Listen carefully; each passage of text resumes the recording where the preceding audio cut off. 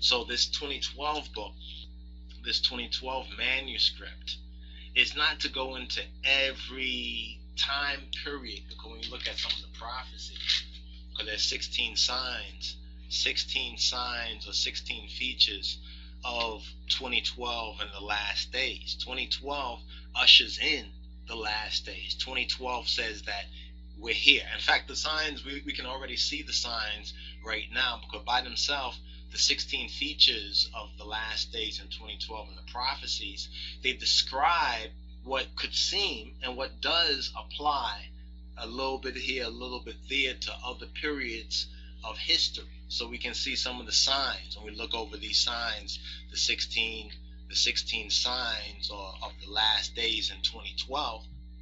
We can see some of the basic we can see some of the basic features. Let's go through these just for a moment. I wanted to put this out as one of the next posts that we put up there, because day by day we're seeing these signs happening and we're making these connections, and we want to make sure that anyone who listens to us or who has been following the ministry and the works we're putting out, that they have the warning. It's very important, like the scripture says, to warn my people. They're stout-hearted, stubborn people. They may hear, they may forbear, but that's up to them. So we have to do our part. If we don't do it, we're responsible. If you don't listen to it, or if you don't take these signs seriously, but you see them, or you play the hypocrite or the fool, that's you.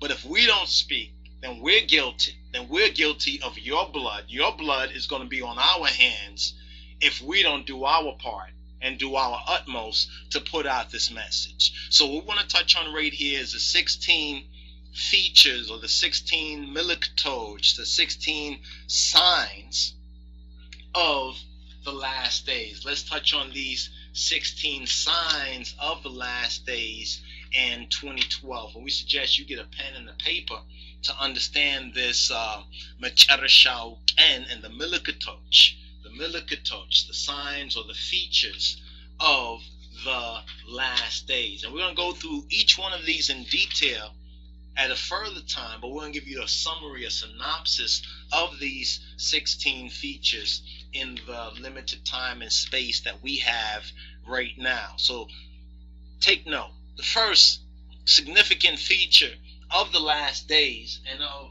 the 2012 prophecy, the true 2012 prophecy from the King of Kings, Kadamawi Haile Selassie, the teaching of His Majesty and His Christ, begin with unprecedented warfare. Unprecedented warfare. Hono Yemayawik Atornet. Unprecedented warfare. Now, where do we find the references? We're going to go to Gietachin Jesus Christos first and foremost, to Yahushua. We're going to go to the true Jesus Christ first and foremost. Matthew 24:7. In Matthew 24:7, which coupled with Revelation 6:4, it gives us the proper context of it. It gives us the balance of this. It gives us the word that there would be unprecedented warfare. Hono Yemayawik Atornet.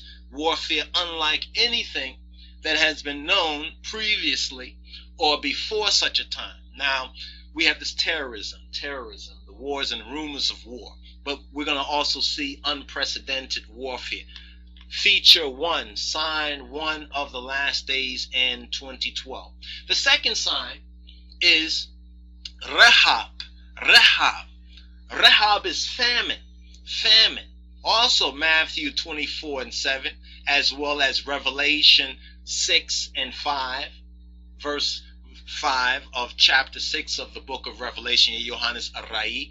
Verses 5, 6, and 8 all speaks of this famine. Famine is the second of the 16 signs of 2012 and the last days. Thirdly, we have pestilences.